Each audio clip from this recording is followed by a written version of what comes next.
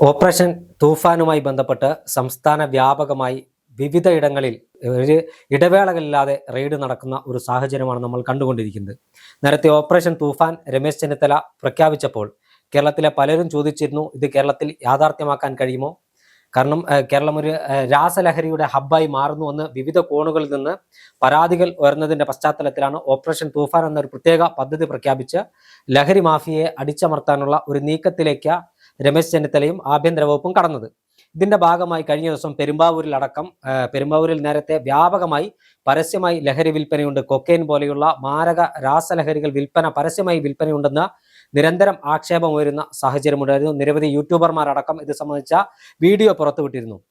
അന്ന് ഞാൻ മനസ്സിലാക്കുന്നത് സിനിമാ നടൻ ഉണ്ണി മുകുന്ദൻ ഒരു വീഡിയോ തന്റെ ഫേസ്ബുക്ക് പേജിൽ പങ്കുവച്ചതിന് പിന്നാലെ ആ ലഹരി ഉപയോഗിച്ച ആളുകൾ അടക്കമുള്ളവരെ ഡാൻസ് ഓഫ് ടീമിന്റെയും പോലീസ് കമ്മീഷണറുടെയും നേതൃത്വത്തിൽ അറസ്റ്റ് ചെയ്ത് കൊണ്ടുപോകുന്നത് കണ്ടു. എന്തിനേറെ കേരളത്തിൽ നിരോധിച്ച ഹെൻസ് വിൽപ്പന നടത്തുന്ന ആളുകളെ വരെ പോലീസ് തെരഞ്ഞു പിടിച്ച് അറസ്റ്റ് ചെയ്യുന്ന സാഹചര്യമുള്ളത്. കേരളത്തിൽ വൻകിട നഗരങ്ങളിൽ മാത്രമല്ല ഗ്രാമപ്രദേശങ്ങളിലടക്കം ഇത്തരത്തിൽ ഓപ്പറേഷൻ തൂഫാന്റെ ഭാഗമായുള്ള റെയ്ഡുകൾ പുരോഗമിച്ചുകൊണ്ടിരിക്കുന്നു. പൂർണ്ണമായും ലഹരി വിമുക്തമാക്കുക കേരളത്തെ എന്നതാണ് തങ്ങളുടെ നിലപാടെന്നാണ് സർക്കാർ പറയുന്നത്. ഈ ഓപ്പറേഷൻ തൂഫാനിൽ ലഹരി മാഫിയ ഒന്ന് ഭയന്നിട്ടുണ്ട് എന്ന കാര്യത്തിൽ തർക്കമുണ്ടോ? ഒരു തർക്കവുമില്ല. കേരളത്തിലെ സാധാരണക്കാരായ ജനങ്ങൾക്ക് ഒരു ആശ്വാസവും മറുവശത്ത് ലഹരി മാഫിയകൾ ഒന്ന് അല്ലെങ്കിൽ കരുതിയിരിക്കണം എന്നൊരു മെസ്സേജ് കൂടിയാണ് ഓപ്പറേഷൻ തൂഫാൻ നൽകുന്നത്. അധികാരത്തിൽ എത്തുന്നതിന് മുൻപ് പ്രതിപക്ഷ നേതാവായിരുന്ന കാലത്ത് രമേശ് ചെന്നിത്തല പറഞ്ഞതാണ്, നിങ്ങൾ എനിക്ക് ഒരു ദിവസം അധികാരം തരൂ, ഞാൻ ഈ ലഹരി മാഫിയയെ അല്ലെങ്കിൽ മാഫിയകളെ കേരളത്തിൽ നിന്ന് ഇല്ലാതാക്കി തരാമെന്ന് പറഞ്ഞപ്പോൾ ഒരുപാട് പരിഹാസങ്ങളാണ് കേട്ടത്. കാര്യം നമുക്കറിയാം, കഴിഞ്ഞ 10 വർഷമായി കേരളം എന്ന് പറയുന്നത് ലഹരി മാഫിയകൾ അല്ലെങ്കിൽ ലഹരിയുടെ ഒരു ഹബ്ബായി മാറിയിരുന്നു കേരളം. വിദ്യാർത്ഥികളടക്കം, എനിക്കൊന്ന് സ്കൂൾ വിദ്യാർത്ഥികൾ, കോളേജ് വിദ്യാർത്ഥികൾ അടക്കം അവരുടെ ജീവിതം അല്ലെങ്കിൽ ഈ പറയുന്ന യുവാക്കളെ എല്ലാം മുൻനിർത്തിക്കൊണ്ട് ലഹരിയുടെ ഒരു കേന്ദ്രമായി മാറിയതാണ് കേരളം. പല ജീവനുകൾ പൊലിഞ്ഞു. അധ്യാപകരോട് പോലും മോശമായി പെരുമാറുന്ന വിദ്യാർത്ഥികളെ നമ്മൾ കണ്ടതാണ്. അപ്പൊ അത്തരത്തിലൊക്കെ ഇരിക്കുകയും പിന്നെ അദ്ദേഹം പ്രതിപക്ഷ നേതാവ് സ്ഥാനത്ത് നിന്ന് മാറി, രമേശ് ചെന്നിത്തല പ്രതിപക്ഷ നേതാവ് സ്ഥാനത്ത് നിന്ന് മാറി പ്രതിപക്ഷത്തിരിക്കുമ്പോൾ പോലും അദ്ദേഹം സ്ഥിരമായി ക്യാമ്പയിനുകളുമായി പോയി. ലഹരിക്കെതിരെ നിരന്തരം പോരാടിയ വ്യക്തിയാണ് രമേശ് ചെന്നിത്തല എന്ന് പറയുന്നത്. അതിനുശേഷം അദ്ദേഹം ആഭ്യന്തര വകുപ്പ് മന്ത്രിയായപ്പോൾ അദ്ദേഹം ഓപ്പറേഷൻ തൂഫാനുമായി കേരളത്തിലേക്ക് വന്നു. ഇപ്പോ കേരളത്തിന്റെ അവസ്ഥ എന്ന് പറയുന്നത് തൂഫാൻ തൂക്കി കേരളത്തെ എന്നാണ്.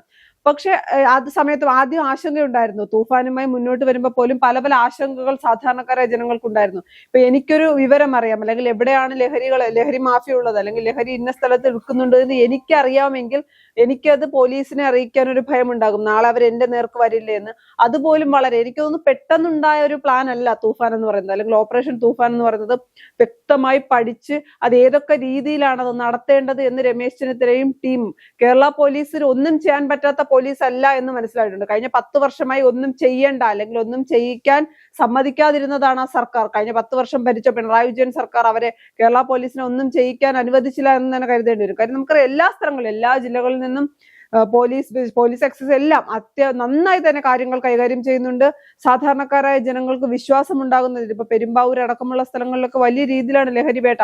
അത് പോലീസ് കൃത്യമായി അതെല്ലാം കാര്യങ്ങളും തന്നെ പോലീസ് മെസ്സേജ് നൽകുന്നുണ്ട്. ഇപ്പൊ കേരള പോലീസിന്റെ സൈറ്റിലാണെങ്കിൽ പോലും ഒരു വിവരം നമുക്ക് എങ്ങനെ നൽകാം, അത് നൽകിയാൽ നമ്മളുടെ പേര് വെളിപ്പെടുത്താൻ ആഗ്രഹിക്കുന്നില്ല, അല്ലെങ്കിൽ ഞാൻ ആണ് നൽകുന്നതെന്ന് ഞാൻ അവരോട് അറിയിക്കാൻ ആഗ്രഹിക്കുന്നില്ല എങ്കിൽ അതെങ്ങനെയാണ്? അത്തരം കാര്യങ്ങളൊക്കെ വിശദമായി പറയുന്നു. സ്കൂളുകൾ കേന്ദ്രീകരിച്ച് പോലീസുകാർ ചെന്ന് സംസാരിക്കുന്നു. സ്കൂൾ ബസ്സുകളിലും സാധാരണ പ്രൈവറ്റ് ബസ്സിലും KSRTC ഒക്കെ പോലീസുകാർ ബസ്സിൽ കയറി പറയുന്നുണ്ട് കുട്ടികളോടക്കം, നിങ്ങൾക്ക് ആരെങ്കിലും കാണുകയാണെങ്കിൽ അല്ലെങ്കിൽ നിങ്ങളുടെ സുഹൃത്തുക്കൾ ആരെങ്കിലും ഇത്തരം കാര്യങ്ങളിൽ ഏർപ്പെടുന്നുണ്ട് എങ്കിൽ നിങ്ങൾ ഞങ്ങളെ അറിയിക്കണം എന്ന് പറഞ്ഞുകൊണ്ട് വളരെ പെട്ടെന്ന് തന്നെ കേരളത്തിൽ നിന്ന് ലഹരിയെ പൂർണ്ണമായി തുടച്ചു നീക്കാൻ ഒറ്റയടി കഴിയുന്നൊരു വിശ്വാസമൊന്നും എനിക്കില്ല. പക്ഷേ ഈ മാഫിയകളൊന്ന് ഭയന്നിട്ടുണ്ട്. കാര്യം കുറച്ച് സമയമെടുക്കും. എന്നാൽ ആദ്യഘട്ടം തന്നെ ഇത്രയും വിജയകരമായി രമേശിന് കഴിഞ്ഞ സർക്കാർ എന്ത് ചെയ്തു എന്നൊരു ചോദ്യം നിലനിൽക്കുന്നുണ്ട്. പുതിയ സർക്കാരിന് ഞാൻ പറയുന്നത് പുതിയ ഒരുപാട് പദ്ധതികൾ വരാം ഈ 5 വർഷം, അല്ലെങ്കിൽ ഇനിയുള്ള 5 വർഷം പുതിയ ഒരുപാട് പദ്ധതികൾ കേരളത്തിൽ വരാം, നല്ല റോഡുകൾ വരാം, വികസന പ്രവർത്തനങ്ങൾ വരാം. അതുപോലെ തന്നെ നമ്മൾ കേരളം ആഗ്രഹിക്കുന്ന രീതിയിലുള്ള ഡെവലപ്മെന്റ് ഒക്കെ വരുമ്പോൾ നമുക്ക് ആദ്യം വരേണ്ടത് മാറ്റമാണ്. ലഹരിയിൽ നിന്ന് അല്ലെങ്കിൽ കൈവിട്ടു പോകുന്ന തലമുറയെ ചേർത്ത് പിടിക്കുകയാണ് വേണ്ടത്. ഇനി മറുവശത്ത് ഒരു ചോദ്യമുണ്ട്, ഇനി അതിനാണ് ഒരു ക്ലാരിറ്റി കിട്ടേണ്ടത്. ലഹരി ഉപയോഗിക്കുന്ന അല്ലെങ്കിൽ ലഹരിക്ക് അടിമകളായ കുട്ടികളുണ്ട്, അതിപ്പം കോളേജ് വിദ്യാർത്ഥികളാവട്ടെ സ്കൂൾ വിദ്യാർത്ഥികൾ, അവരെ തിരികെ കൊണ്ടുവരാൻ കൂടി ഒരു പദ്ധതി അത് സർക്കാർ തന്നെ മുൻകൈ എടുത്ത് ഇപ്പൊ അധ്യാപകർക്കും വിദ്യാർത്ഥികൾക്കും വിദ്യാർത്ഥികൾക്കും തമ്മിലൊരു ബന്ധമുണ്ടാക്കി കൊടുത്ത അധ്യാപകർക്ക് ചെയ്യാവുന്ന കാര്യങ്ങൾ അവർ ചെയ്യും, രക്ഷകർത്താക്കൾക്ക് ചെയ്യാൻ പറ്റുന്ന കാര്യങ്ങൾ അവർ ചെയ്യും. അതിനപ്പുറത്തേക്ക് ഈ ലഹരിക്ക് അടിമയായ യുവാക്കളെ അല്ലെങ്കിൽ കുട്ടികളെ നമുക്ക് കൈവിട്ട് കളയാൻ കഴിയില്ല. പ്രത്യേകിച്ച് 18 വയസ്സിന് താഴെയുള്ള സ്കൂൾ വിദ്യാർത്ഥികളെ നമുക്ക് കൈവിട്ട് കളയാൻ കഴിയില്ല. അപ്പൊ അവരെ കൂടി ചേർത്ത് നിർത്തുന്ന എന്തെങ്കിലും ഒരു പദ്ധതികൾ കൂടി ഓപ്പറേഷൻ തൂഫാന് ബദലായിക്കൊണ്ട് അല്ലെങ്കിൽ അതിനൊപ്പം തന്നെ കൊണ്ടുവരണം. എന്നാൽ മാത്രമേ ഇത് പൂർണ്ണമായി വിജയിച്ചു എന്ന് പറയാൻ കഴിയൂ. ഇപ്പോഴും പൂർണ്ണമായി വിജയിച്ചു എന്ന് പറയാൻ കഴിയില്ല. പക്ഷേ കേരളത്തിനെ ഒന്ന് പിടിച്ചുലയ്ക്കാൻ ഓപ്പറേഷൻ തൂഫാന് കഴിഞ്ഞിട്ടുണ്ട്.